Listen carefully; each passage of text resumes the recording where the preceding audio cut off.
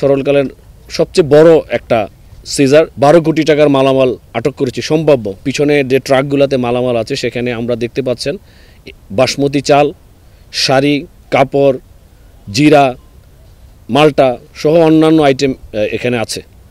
তো আমরা সার্বিকভাবে যখন আমরা এগুলা খুলব, কাউন্ট করব, তখন অ্যাকচুয়াল ফিগারটা বের হবে। তবে সম্ভাব্য এর কস্টিং হচ্ছে প্রায় 12 কোটি টাকা। আমরা প্রায় 9টি ট্রাক দিয়ে এই মালামালগুলো নিয়ে এসেছি।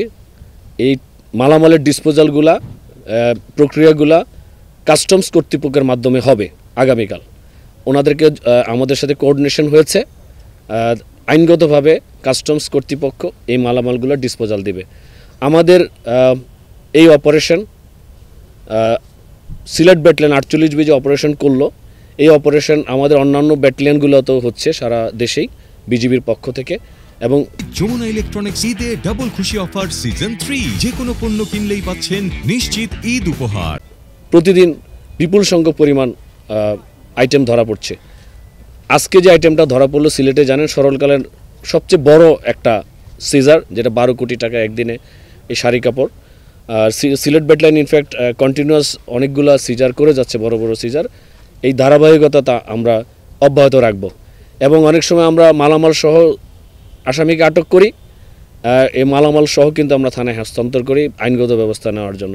আমাদের এই প্রক্রিয়া, পেট্রোল প্রক্রিয়া এবং এই সিজার প্রক্রিয়া, যাতে কোনোভাবেই ঈদকে সামনে রেখে কোনোভাবেই যেন আমাদের পার্শ্ববর্তী থেকে অবৈধ মালামাল ট্যাক্স ফাঁকে দিয়ে যেন বাংলাদেশের অভ্যন্তরে না ঢুকতে পারে, এই ব্যাপারে আমরা সজাগ দৃষ্টি রাখছি। এবং আমাদের কন্টিনিউয়াস 24/7 দিন এবং রাতে আমাদের কন্টিনিউয়াস পেট্রোল অব্যাহত আছে এবং থাকবে ইনশাআল্লাহ। আমরা খবর পেয়েছি যখন যে গ্রামের মধ্যে বিভিন্ন গোডাউনগুলোতে সেই মালামালগুলো রেখেছে, সেই জন্য আমরা ম্যাজিস্ট্রেটকে সাথে নিয়ে গিয়েছি।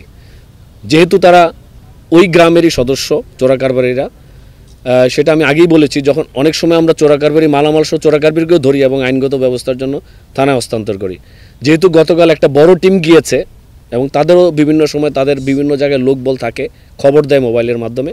তো আমরা গোডাউন রেড দিয়েছি এবং প্রচুর পরিমাণ মালামাল আমরা, বেশ কয়েকটি গোডাউন, বাট তারা টের পেয়ে স্থান ত্যাগ করেছে। বাট আমাদের চেষ্টা অব্যাহত থাকবে যে যারা এর সাথে জড়িত, সে পালাই গেল, আমরা জানি ওই এলাকায় কারা লিস্টেড ক্রিমিনাল এবং কারা লিস্টেড স্মাগলার। আমরা তাদেরকে আইনগত ব্যবস্থা আনার জন্য এখন না ধরতে পারলেও বাট তাদেরকে আইনগত ব্যবস্থা নেওয়ার জন্য আমরা প্রসেস অব্যাহত রাখবো ইনশাআল্লাহ। ভালো কোশ্চেন করেছেন। আমাদের গত 2 দিন আগে আপনার জকিগঞ্জ ব্যাটালিয়নে প্রায় 84 লক্ষ টাকার মালামাল আটক হয়েছে, চিনি, 1 ট্রাক চিনি। এবং সুনামগঞ্জও আপনারা জানেন খবরে আসছে, আজকেও খবরে আসছে, 71 টেলিভিশনে খবরে আসছে, ওইখানে প্রায় 3 কোটি টাকার মালামাল আটক হয়েছে সুনামগঞ্জে। তার মানে আমাদের যে 3টা ব্যাটালিয়নে কিন্তু প্রচুর পরিমাণে মালামাল আটক হচ্ছে। এবং শুধু এখানে না, আপনারা হয়তো সিলেট ছাড়াও বাংলাদেশের অন্যান্য জায়গায় বিজিবি যে অপারেশন করছে, বিপুল পরিমাণ যশোর, বগুড়া বা অন্যান্য জায়গায় কিন্তু আমাদের প্রচুর পরিমাণে মালামাল আটক হচ্ছে। বাট আমাদের এই প্রচেষ্টা কিন্তু সারা বছরই অব্যাহত থাকে। এখন এই যে পিছনে যে বিপুল পরিমাণ মালামাল, একটা কারণ হচ্ছে সামনে ঈদ। সো এখন যেহেতু মার্কেটগুলোতে প্রচুর পোশাকের চাহিদা থাকবে, এই জন্যই তারা স্টোর করেছে। তা আমরা ইনফ্যাক্ট মানে বুদ্ধি করে তাদেরকে একটা জায়গায় কনফাইন করে আমরা কিন্তু অভিযানটা করেছি। কারণ অল্প ধরতে গেলে হয়তো কিছু মালামাল ধরা পড়লেও বাকি মালামাল নিয়ে তারা হয়তো সরে যাবে। তো সেই জন্য আমরা তাদেরকে সুবিধাজনক যাবে বুদ্ধি করে তাদেরকে স্টোর করার পরে আমরা কিন্তু সেই মালামালটা রেড করে ধরেছি, যাতে তারা কোনো মালামাল আমাদের দেশে না আসতে পারে। জিরোতে নেমে আনার স্মাগলিং অবশ্যই আমাদের চেষ্টা অব্যাহত আছে। তবে আপনারা জানেন যে আমাদের একটা বিউপি স্ট্রেংথ হচ্ছে 20 থেকে 25 জন থাকে এবং তার দায়িত্বপূর্ণ এলাকা প্রায় 7 কিলোমিটার, 6-7 কিলোমিটার, এত বড় একটা এলাকা। রাত্রেবেলাও, আর জানেন সিলেট এলাকা, আপনারা সবাই এই এলাকার, আপনারা জানেন যে সিলেট এলাকা কিন্তু পাহাড় পর্বত এবং অন্যান্য বিভিন্ন জঙ্গল, সুনামগঞ্জের মতো হাওর এলাকা, চা বাগান, এর মধ্যে কিন্তু 7 কিলোমিটার ব্যাপী এই চোরাচালান সামাল দেওয়া বেশ কষ্টকর কিন্তু একটা পেট্রোলের কারণে। কারণ আমরা 24 ঘন্টায় পেট্রোল করতে হয় রোটেশন করে। তো সেই জন্য আমরা কিন্তু বিভিন্ন জায়গায় ফাঁকফো করে তারা ট্রাই করে মালামাল নিয়ে আসার জন্য, হয়তো কিছু সাকসেসফুল হয়, বাট আমাদের প্রচেষ্টা থেকে যেন জিরোতে নামাই নিয়ে আসা।